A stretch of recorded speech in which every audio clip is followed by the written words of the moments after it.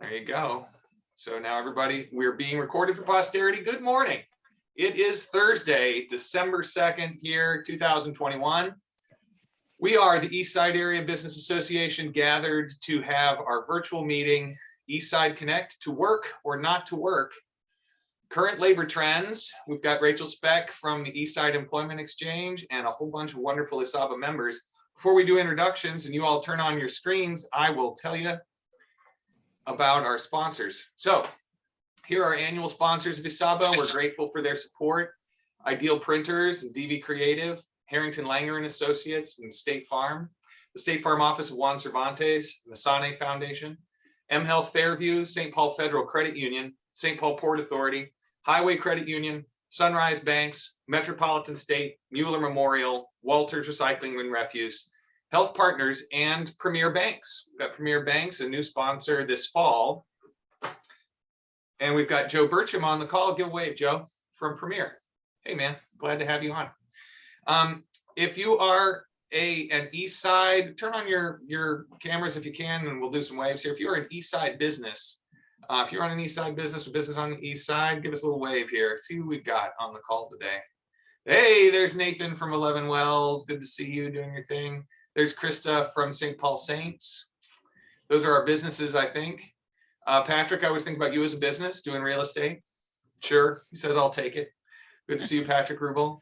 If you are a part of an East Side and 11 Wells, you know, like that is not your distilling room, but it is your distilling room, Nathan. It's great. See, another great advantage of Zoom. We can be right there. If we inhaled deeply, we would have the experience that you'd have inside. I'm in the Sabbath call right now. Anyway, so. Okay, so we've got somebody who's not on mute, but that's all right. Here we go. If you are an East Side nonprofit, give us a wave. Who are our East Side nonprofits out there? So I see Shatika from Family Values for Life and Rachel from the East Side Employment Exchange, Elaine from Hazel Park Learning Center, Krista from the Mounds Park Theater, Historic Mounds Park Theater. No, Historic Mounds Theater. Oh my gosh. Okay. I've only done this job for a few years. Chelsea Five from Visit St. Paul. Those are our nonprofits. Oh, Randy Bloom from MSS. Randy, I know he can't chime on his face, but if he could, he'd look like this. Okay, there's Randy. Randy, we're glad you're on the call. If you are a member of the St. Paul Police Department, an officer or commander or worker with the St. Paul Police, please give us a wave. We've got Segal Abdurrahman and Commander Chris Castle. We're glad to have you two on the show. We've got some great information from them a little later in the hour, but we'll start and kick things off. Did we get everybody? We got Joe from the bank. We're good. Let's do it. I'll drop our full agenda in, but here's our warm-up question. Before I give you our full agenda, who can answer this question? And what I'd love for you to do is warm it up, answer this question briefly. What's one thing that you heard over the holiday weekend? How are people in your life feeling about what's going on right now? If you'll answer that briefly and then tag one of your colleagues on the show to give an answer if they want, or feel free to pass if you want. If somebody tags you, just say, hey, I am, and I am present, but I'm tagging somebody else. Feel free, that's fine, okay? I'll check in about that in a second, and we're good on where we're going. So I'll drop the full agenda in just a second, but who can start us off answering that question? What's one thing that you heard over the holiday weekend? How are people in your life feeling about what's going on right now? I'll start. And then I'll tag somebody, so get ready. Okay, so this holiday weekend, we had a lot of conversation in my house about whether or not kids were gonna keep going to school.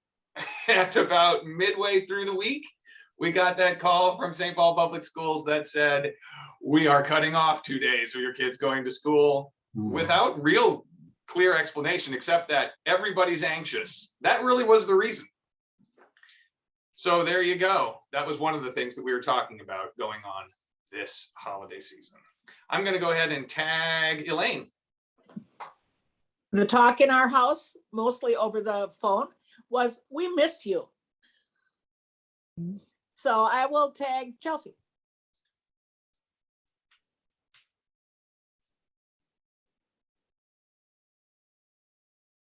Who is on Sorry, had to move my mouse around to my different screens I have going on over here.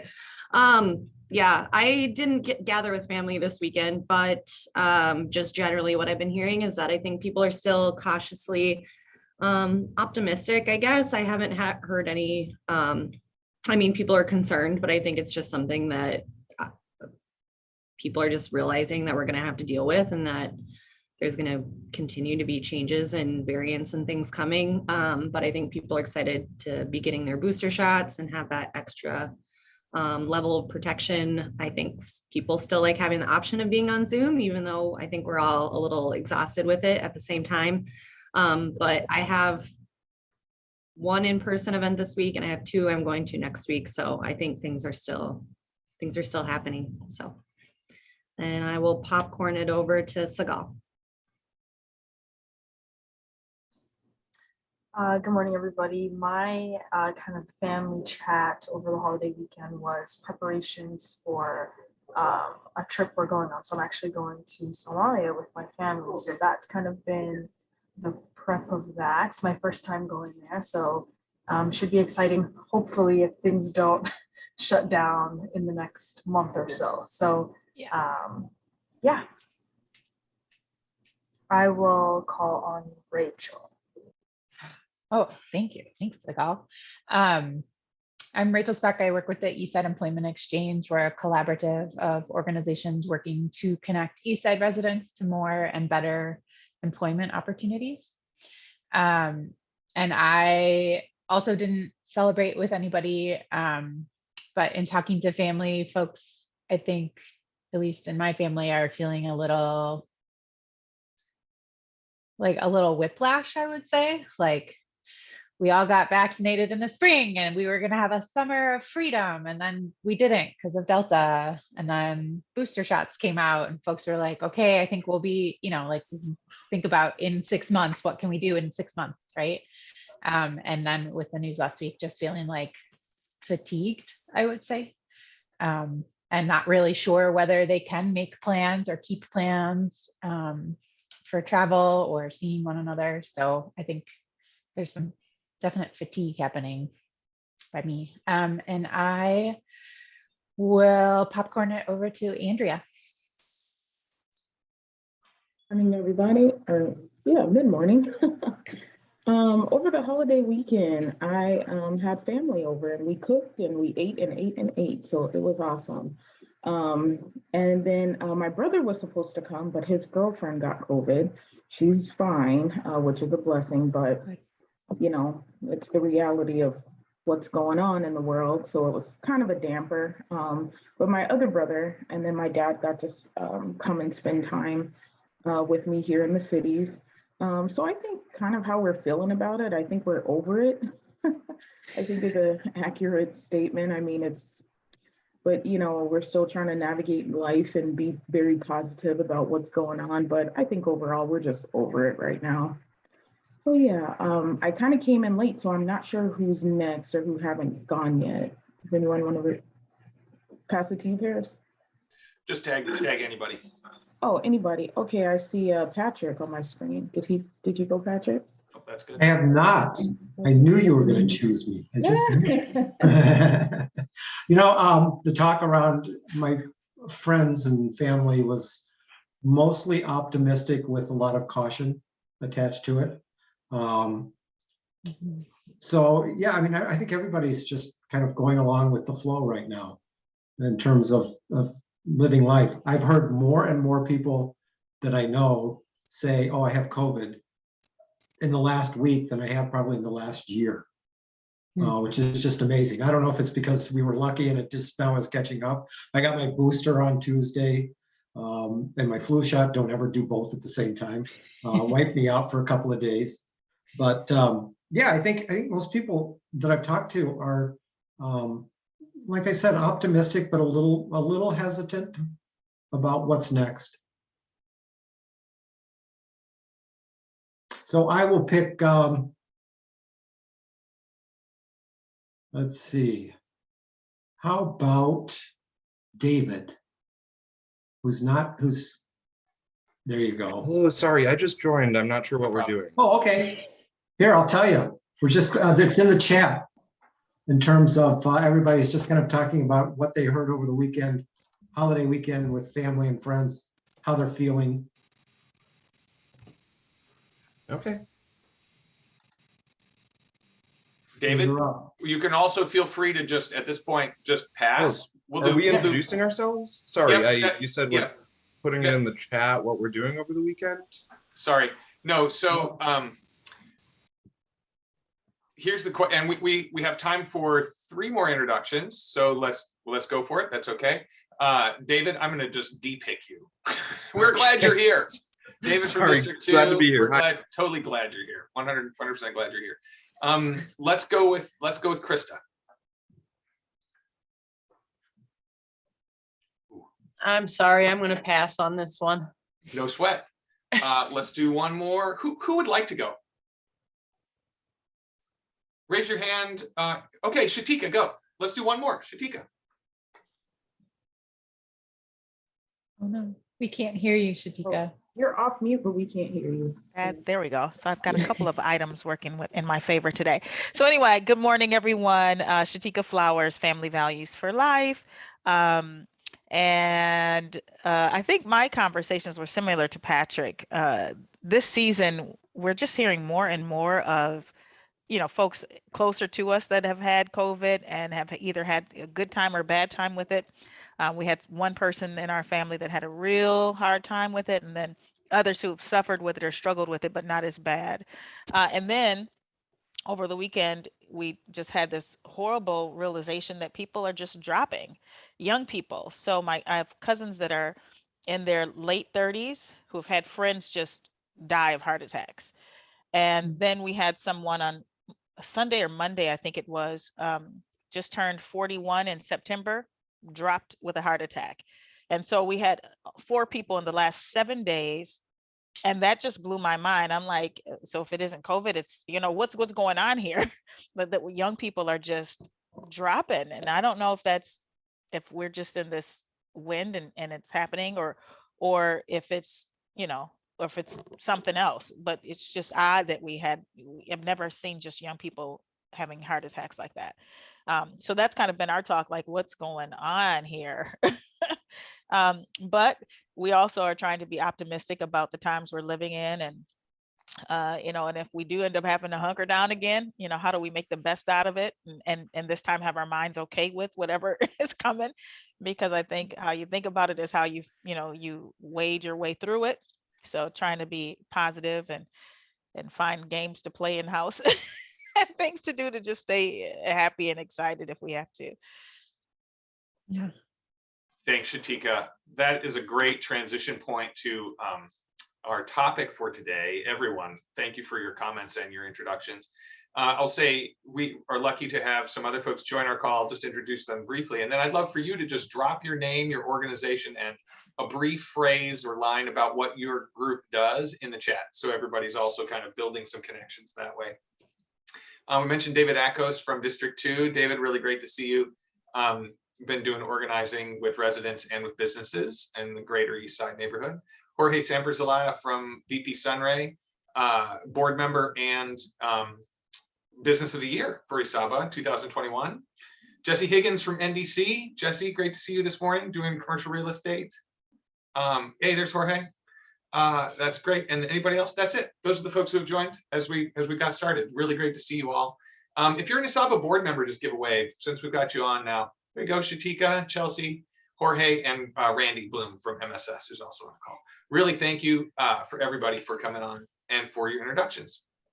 Here we go. Let's talk to Rachel about what's going on in the labor environment. As I put in our newsletter this week, like to work or not to work, that's not really the question, right? Like, that's not really the question. But what are our labor trends, and what does what's going on right now have to do with the way people are feeling about their work, going to work, changing their jobs, putting things together? Rachel, I'm so happy to have you on the show to give us a peek. I'm turning it over to you. Yeah. Well, and I'll I guess I'll burst the bubble right off the bat. There's no silver bullet solutions for any of this right now. I think as you all were sharing, and as we have all heard from our friends and family over the last couple of weeks, it's, we can remain optimistic, but also it sort of seems like there's not a lot of bandwidth that most people have for making big changes in their life right now. And work is a huge transition for most people. So changing jobs, changing careers, all of that sort of seems like there's way too much risk at hand for a lot of folks. And so I think, as Paris and I were thinking about the opening question, we wanted to just say, like, yeah, everything we're hearing from our friends and family and neighbors is exactly what the broader population is experiencing and feeling on a day-to-day basis. And so how that translates into kind of what's going on in the labor market is, there are folks who absolutely either themselves or other family members in their household that they may be caretaking for are immune compromised and particularly vulnerable to COVID and to having a really bad experience with COVID should they get infected. And so the appetite for changing jobs, especially for jobs that require face-to-face time with a lot of people, is really minimal right now. And that can feel really difficult as an employer, of course. There are also, Paris mentioned this, childcare. Who's watching your child? Can you bank on school being open even in 3 weeks when you're starting your brand new job? If you are game for trying to do that, feels really difficult. And even if you are starting a new job, that's a really hard topic to broach of in your first couple of weeks of work. Hey, by the way, I have to take an emergency day off because nobody's available to watch my kids because the public school system just closed down or eliminated this day from the school schedule. So folks who have kids of all ages at home, but particularly those who aren't able to kind of watch themselves, who need some adult supervision, childcare is just a huge issue that folks are experiencing. And I think also from a parenting perspective, for folks with really young children, there's a lot of concern about sending children to daycare, obviously, because we don't have vaccinations available for kids under the age of 5. So for parents with really young children, that is a big concern as well. And so all of this leads to companies are sort of feeling a little bit like, well, how they used to look for workers isn't working anymore. All of a sudden, it's a much longer conversation and a much longer time to build a trusting relationship with particular candidates, and for the candidates, frankly, to trust in your company to keep themselves safe in the work environment. And so it's just leading to there's a lot of pressure on all sides, right? And a lot of external factors that nobody has control over. There's no locus of control in this situation, right? So it's going to be person by person, whether and when they are willing to look for work again seriously. I would say out of our partners who again are working with job seekers who experience sometimes very significant barriers in the labor market for a variety of reasons, there's a lot more hesitation. Also, the holiday season tends to, for a lot of families, especially with low or reduced financial resources, it brings a lot of crisis to hand. Winter gets more expensive. We have to wear heavier clothes. We have more utility bills to pay. And so those families are just navigating really intense, or some families are navigating really intense crises that put work, last on the list of things that they are thinking about and grappling with on a day-to-day basis. And so that's what a lot of our partners are focusing on right now, is like, how do we just help keep these families together and make sure that they're safe and warm right now. So that's, feel free to pop into the chat box if any of this is resonating for you, or if it seems like new information or you want some more explanation. I'm keeping an eye on it, and I know Paris will help me as well. So thinking about kind of what can employers do, I'm going to talk about things you can do in the short term right now, but then thinking also about long term, because there's a couple of other demographic changes happening in our midst right now that are going to continue to drive this need for workers and reduced kind of interest in work. So in the short term, and by short term, the duration of the pandemic, if you have positions open right now, short term, I would say one, be really focused on building relationships externally to your company. For candidates who are looking for work, knowing, hearing, seeing that you are protecting their health and will protect their health while on the job is really essential. And if you don't know the candidate or the candidate doesn't know you through their own network, that is a lot more trust that needs to be built than, say, if Paris is looking for a job and I can tell him, hey, my friend's company is looking, I think you'd be a great fit. I know they're protecting their staff. So really thinking about how your networks, including from your current employees or maybe previous employees who had to leave for some other reason, can vouch for you and be the trusted messengers in the community about you as an employer protecting the health and safety of your employees. I would also recommend, and we tell this to all of our employer partners, be super upfront in your job postings, especially about the expectations you have for your employees. So by that, I mean, post the salary or wage, even a range is fine. Don't waste your time pursuing candidates who aren't willing to work for the wages that you are able to pay, and don't waste the time of job candidates who are having to make decisions about which job to take because they know what they need in terms of money to support their families. And we don't, it's just an inefficiency in the market if we're not being upfront and providing full information. The second piece that I always encourage companies to post about in their job postings is shift times and schedules. If those aren't consistent, be clear about that up front. Everybody is managing households with other people in it. Parents especially are navigating who's available to watch kids or be around for kids when they need to. And so being super clear about the schedule that you expect an employee in that position to keep is really essential information for everybody to have.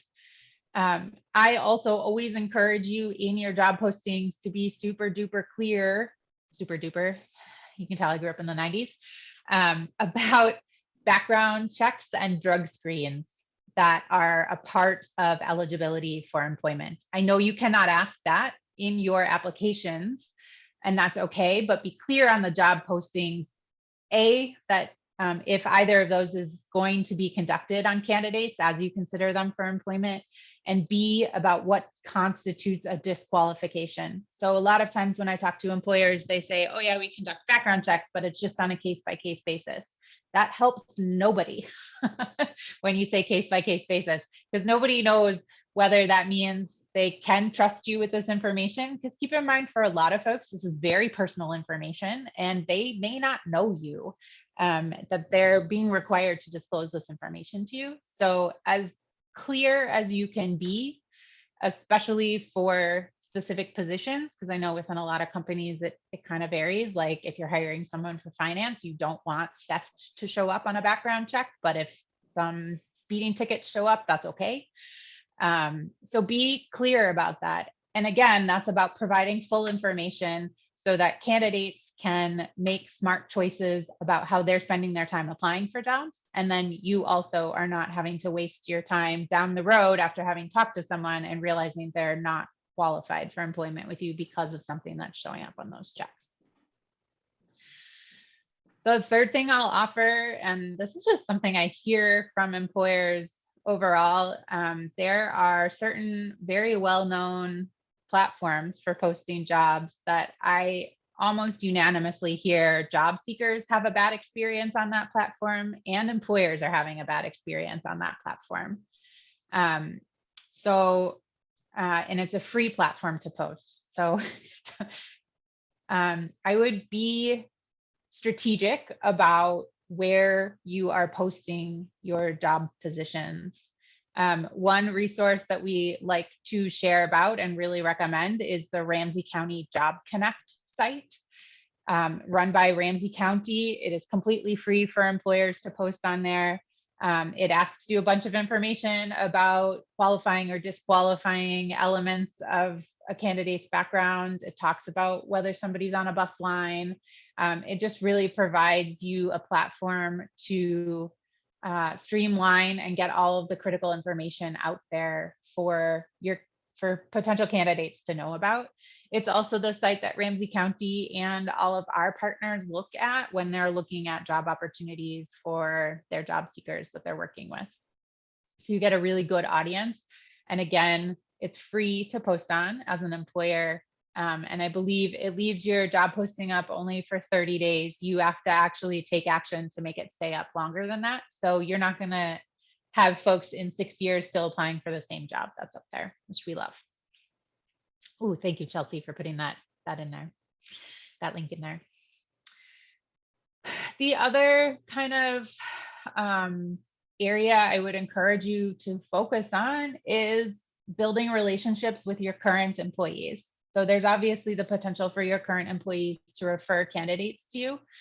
But in this kind of a labor market where there is more demand for workers than there are folks actually engaged in the labor market, as much as you can do to prevent turnover, the less time you're going to have to spend on recruitment, right?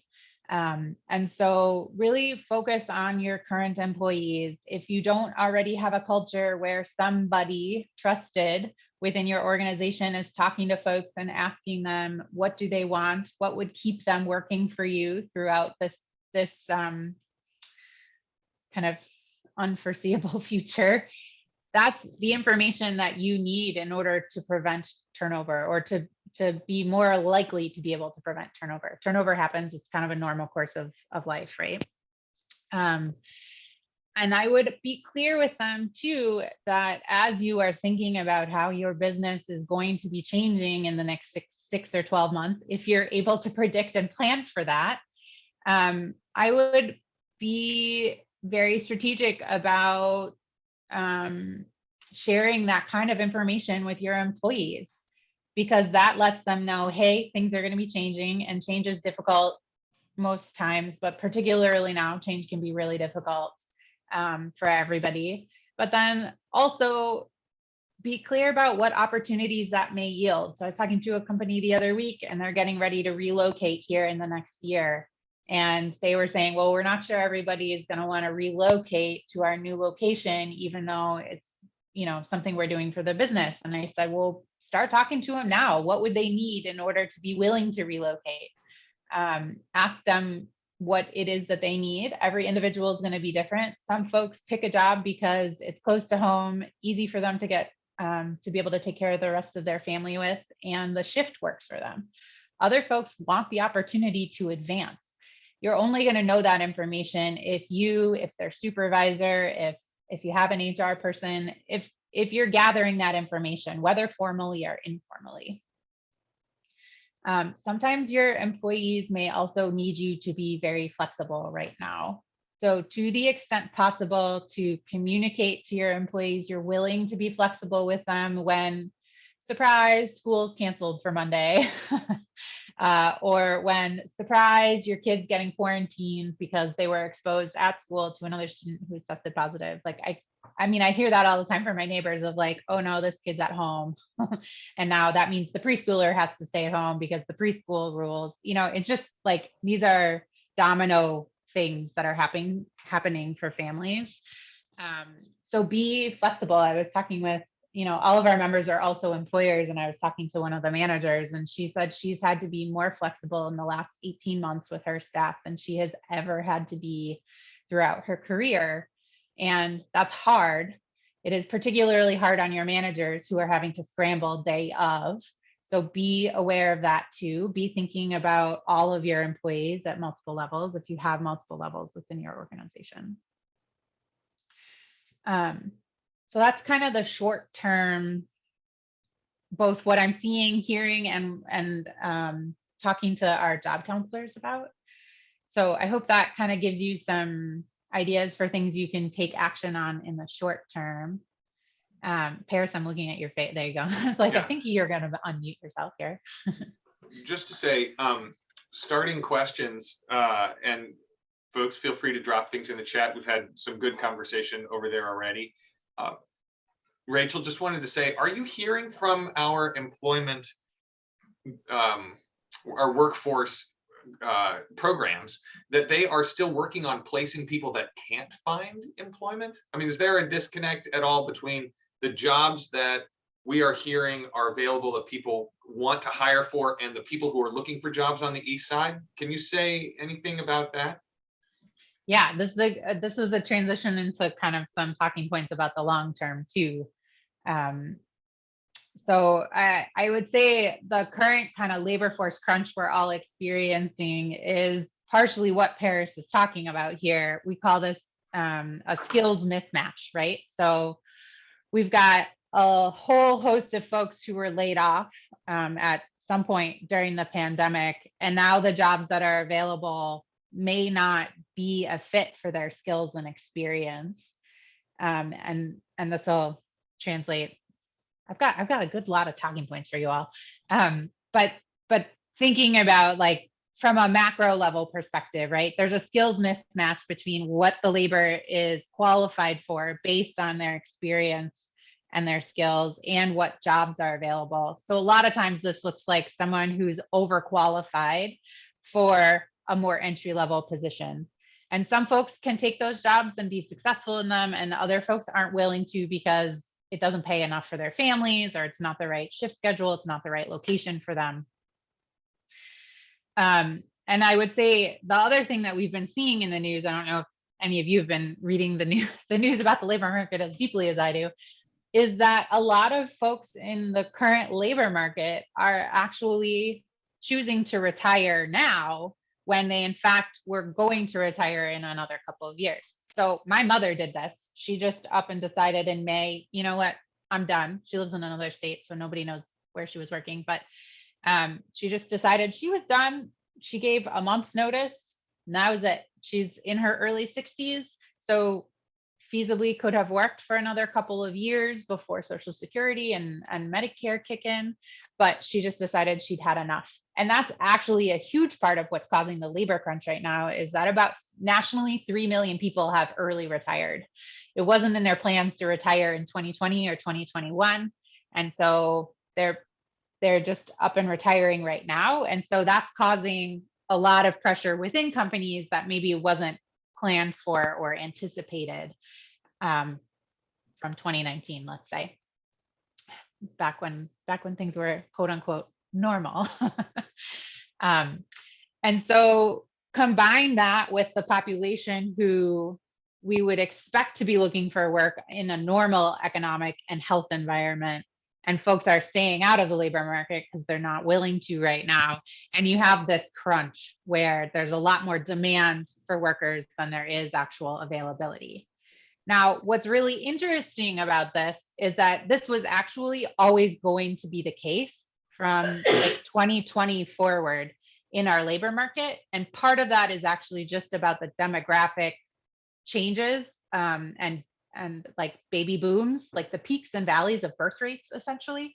So we're at an age where everybody in the labor market, or everybody 18 to 64, is a smaller population than 15 years ago, the population of people who was 18 to 64. So we were always going to have a labor force crunch right now. The pandemic has just really hastened and exacerbated what that crunch looks like.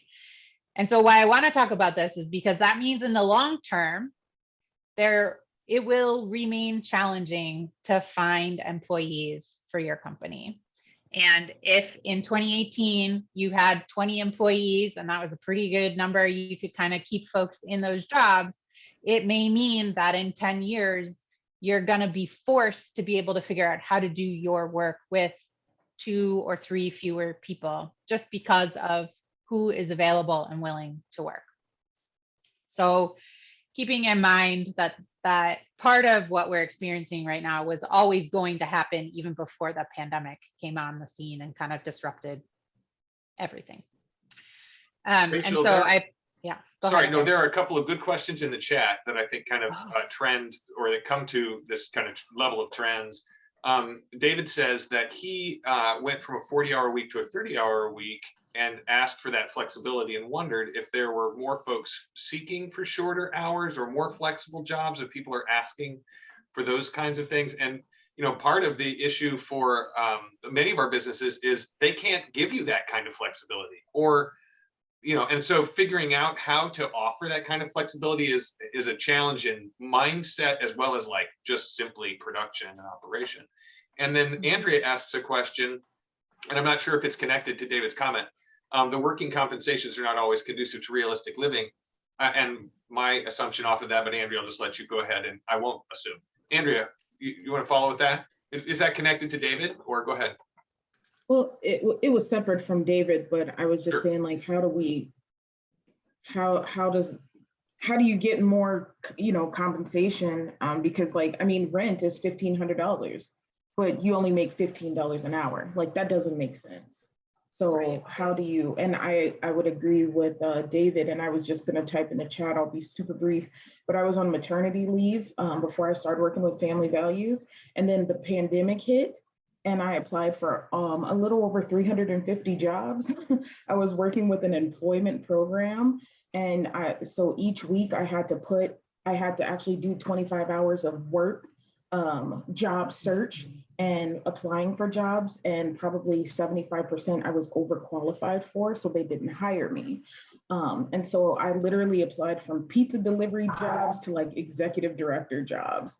And it was really, really frustrating.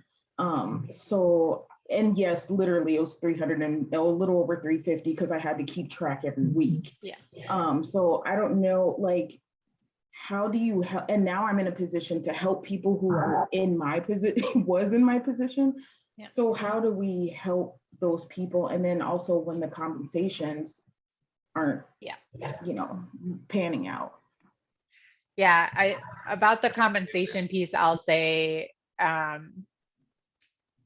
we do encourage all of our employer partners to really look at their compensation and to compare their compensation, not just within their own company's industry, but especially for entry-level positions across multiple industries. So what I mean by that is, I was talking to a printer who's not on the east side a couple years ago, and she said, well, we know we offer average or above average for our entry-level positions in comparison to other printers. And I said, but don't you, that anyone who would start at an entry-level position within your company is looking at you and McDonald's and a commercial bakery and a retail store and comparing their options across shift times, salaries. Like, you're not competing just with other printers for your entry-level workers. You're actually competing with all the entry-level jobs to get those workers. And so we encourage folks to think about that to the capacity that they can, and think about how they can make their jobs most appealing. The other thing I would say is that we are starting to see wages creep up for those entry-level positions across a few different industries. And it is largely driven by, oh shoot, I can't get the number of people in the door that I need to work for me right now, and will additional pay attract that? Now, that doesn't mean that's sort of like at a macro level, we're starting to see that happen, but it's certainly organization by organization and company by company. I think about this too with companies of, sometimes I have chats with companies and they're like, nope, we're not changing anything. And I'm like, okay, well, the labor market's gonna force you to change at some point. So if I'm not a compelling messenger, then I'll let the market tell you, because the market's going to force you to make changes, whether you want to make them or not, because you are challenged by that. None of those answers feel, and nor should they be, compelling for job seekers in this moment. But I do think what can be conveyed is you have a little more power now, because there are more jobs than people willing to work, to be able to be selective and choosy about which jobs you take. And it's okay to go back to an employer and say, well, thanks for the job offer, but I got an offer for $2 more an hour over here, and it's actually closer to my house, so it works out better for me. To be able to convey that information I think that a lot of job seekers are in a position now where they can do that more than 4 or 5 years ago, when that wasn't as available because the market didn't back it up. That kind of speaks a little bit to David's component too, about asking for more flexibility. I'd love to do this job for 40 hours a week, but I really need to do it for 30. Can I negotiate my way into doing something like that? Job seekers are in a good position to ask for those kinds of things that they might need. And like we've said before, like benefits are one of those things we're all scrambling to find. Asking for flexibility, if it's like, well, I have to earn my 2 weeks of vacation, but I'm going to need PTO if my kid has to stay home from school. Nathan just said, hey, as a stay-at-home dad at the top of the chat, when things go wrong with the kids, I got to just be able to bounce at home. So negotiating those things with your employer in the midst of this, I think makes a lot of sense. But that overlap of like, how do we help get the folks who are looking for jobs on the east side? Like, it would seem like right now should be a pretty good time to look for a job. If you've got stability enough to go out and take a new job, because you've got some, but I wonder if that's playing into the favor of east side residents who are looking for jobs. And my sense is that because it's such an unstable time, a lot of folks are not looking for jobs. Yeah, That's I was talking period. to a job counselor last week, and he was saying he's got a job seeker he's been working with, but the job seeker isn't feeling super compelled to actually obtain employment right now. And the job counselor was kind of asking him, like, what's going on? And the guy said, listen, I'm able to spend so much more time with my family, with my kids right now, and that's what's most important. And absolutely, like, that should be your first priority, I would hope, right? And the job counselor's message back was like, I totally hear you. Right now is the easiest it's going to be to find and obtain a job because of the labor market the way it is. When everybody else starts jumping back in, which is the prediction that at some point when the health risks kind of lessen for everybody in community, that more folks will start moving back into the labor market, it's actually going to be a more competitive environment because all of a sudden there's more competition from a job seeker perspective, right? And so thinking about how, just encouraging folks to think about and be strategic about when they do start, and keeping in mind, for most folks, it's at least a 2-month process to get a job, if not 6 or 9 months, kind of depending on their skills and experience. And so remembering to remind folks, like, I know you may not be ready right now, but it's worth starting to send some resumes out and go through the process, because you might find something you really love. The crazy part about the job market is the jobs that are there today are not necessarily there in 4 months when you're ready for them. And there might be a really amazing job right now. And second, just keeping in mind, like, if you are a job seeker who has experienced multiple barriers in the labor market, now is the time to get out there. You have a little more bargaining power than you did a couple years ago, and it will, we all assume, change in the future in terms of the number of job seekers. There's going to be more moving back into the labor market, we think, at some point in the unforeseeable future. Right. Yes. Okay. Uncertainty abounds. Love the conversations going on in the chat. It looks like, please keep that going. If you have a question to lob in or connect with, just raise your hand here. We're going to shift and transition just because we're at that point in the program. And I also just want to welcome City Council Member Jane Prince for Ward 7. Good to see you this morning, Council Member, and Stephanie Haar, her legislative aide, and some other folks that joined us. Lindsay Schmidt from Dellwood Gardens. Welcome to the program. And we had Representative Jay Shong for a minute. He came in and listened to some of the presentation, and then he had to scoot, it looks like. I want to turn things over to Commander Castle, and we'll do some announcements here at the end of the show. But seriously, continue to post about your questions about labor, and we'll circle back, or at least acknowledge those questions. There is more to say about this current labor market for sure. So we will be having more conversations like this as we figure out what to do next. Commander Castle, welcome to the program. Segal Abdurrahman, welcome to the program. Love to just invite you to give us the brief skinny on what's happening on the east side related to safety. And thanks for being on the show. Hi all. Regarding safety, we've actually had kind of a little thankful lull in the action. It's been kind of nice. We're thankful for that. I know our cops needed it. Speaking of labor issues, I could probably speak about that longer than I can about the safety issues. So we've got our own issues going on. But yeah, from a safety standpoint, we're at the east side. We're doing pretty good. The morale is actually very high among our cops, so we're very thankful for that. Everyone in the department is kind of gearing up for the twin trials going on. As you all probably know, jury selection for the Potter trial, which is thankfully happening in Hennepin County, is ongoing. They're anticipating, I think, kicking things off next week, December 8th, I believe. Don't quote me on that, but I believe that's the day they're going to get started. We're just going to do a soft opening of the EOC once we get to deliberations, and we'll have some enhanced staffing. But our main concern, obviously, is going to be the federal trial, which will be, as most of you know, happening in St. Paul mid-January to late January. That'll be down at the federal courthouse. Our Senior Commander Green, who, for those of you who know him, he is about the best in the country, one of the best in the country at handling these types of issues.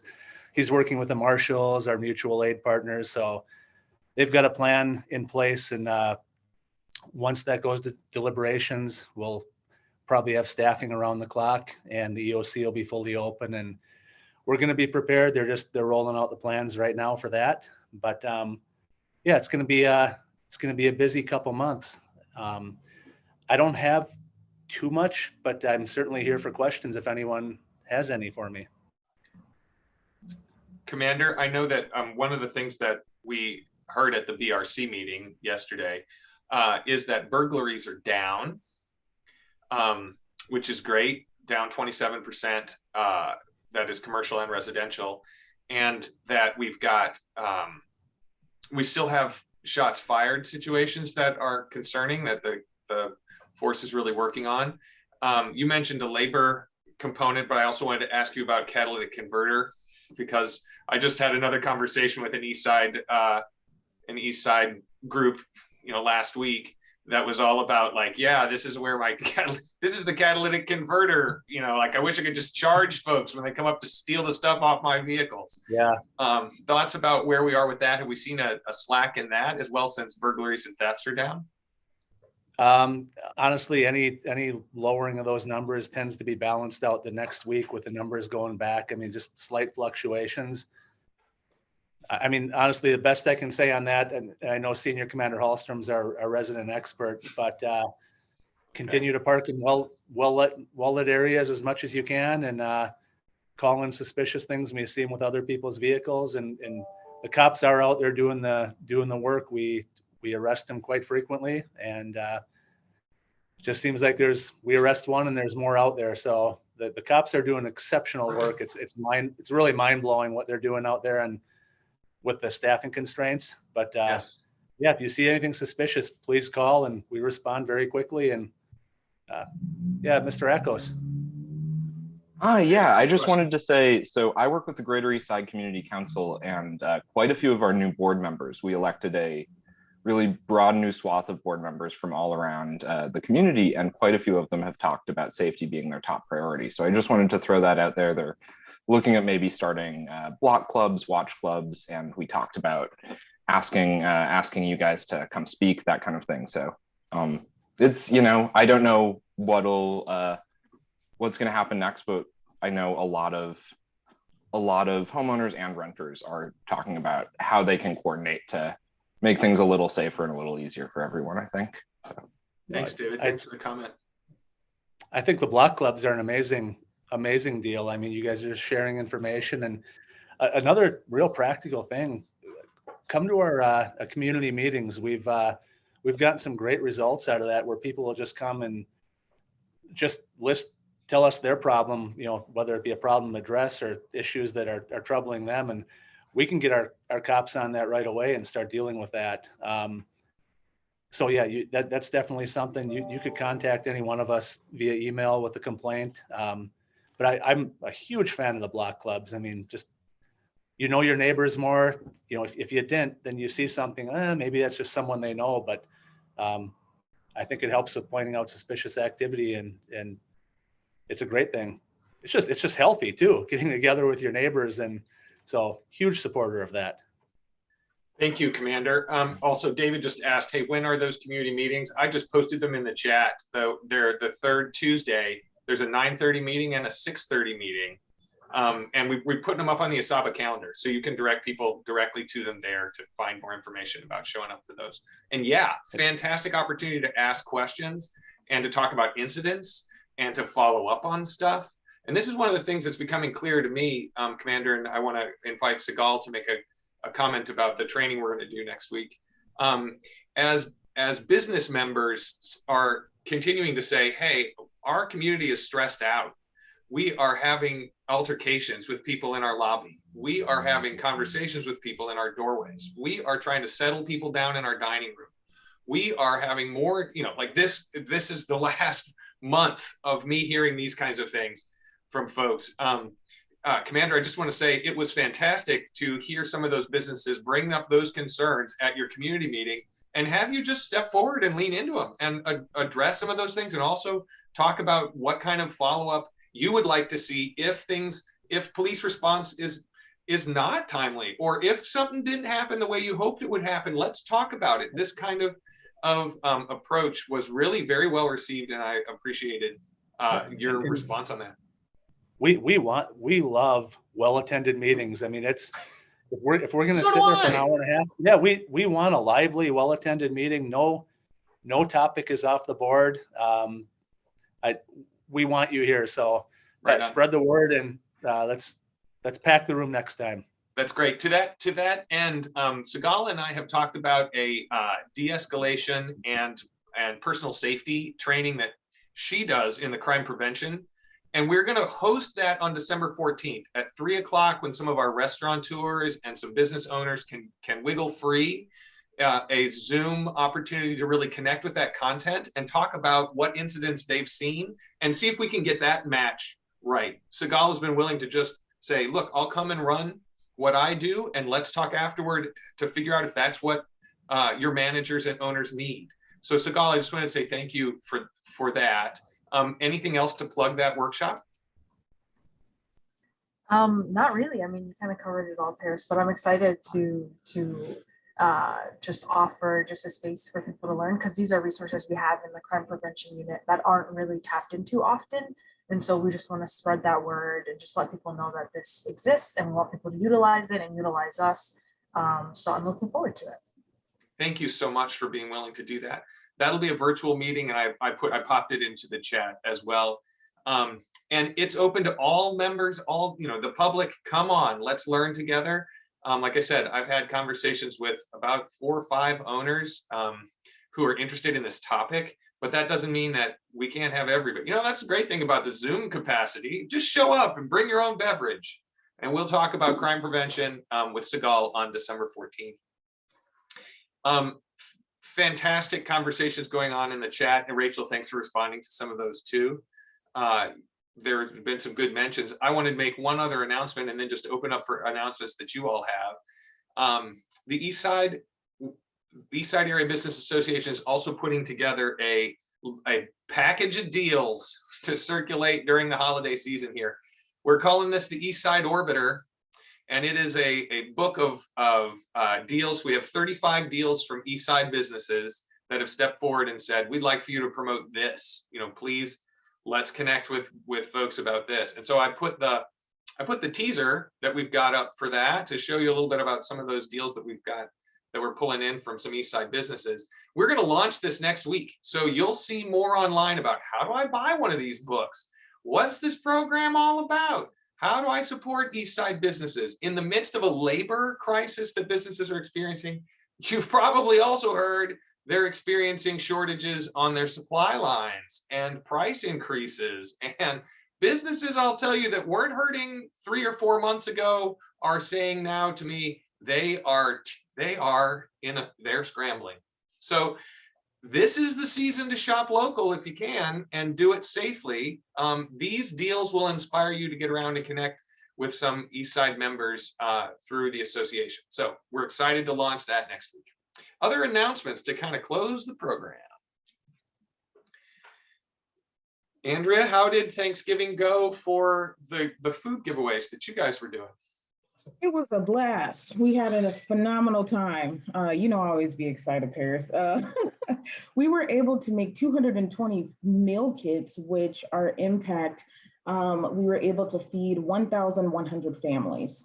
So it was awesome. And then through some other resources that we connected with, we were able to feed an additional 250 families. Wow. So it was a blessing. We had an awesome day. Community came out and volunteered and just helped us throughout the day. We actually got done with all of our packing like 2.5 hours early, and it was awesome. So people came in, we were able to give out. It was so cool. So thank you for asking, Paris. It was awesome. That is great. I will love to hear more. Somebody's not on mute or something's going on with vocal. Anyway, Andrea and anyone, if you know about holiday giving programs that you want to promote through ISABA, let's do it. You know, we are not running our own gathering this year where we're pulling things together. We will amplify what you all are doing or what you all are hearing is important for our community to know about, to connect, to help give people some support.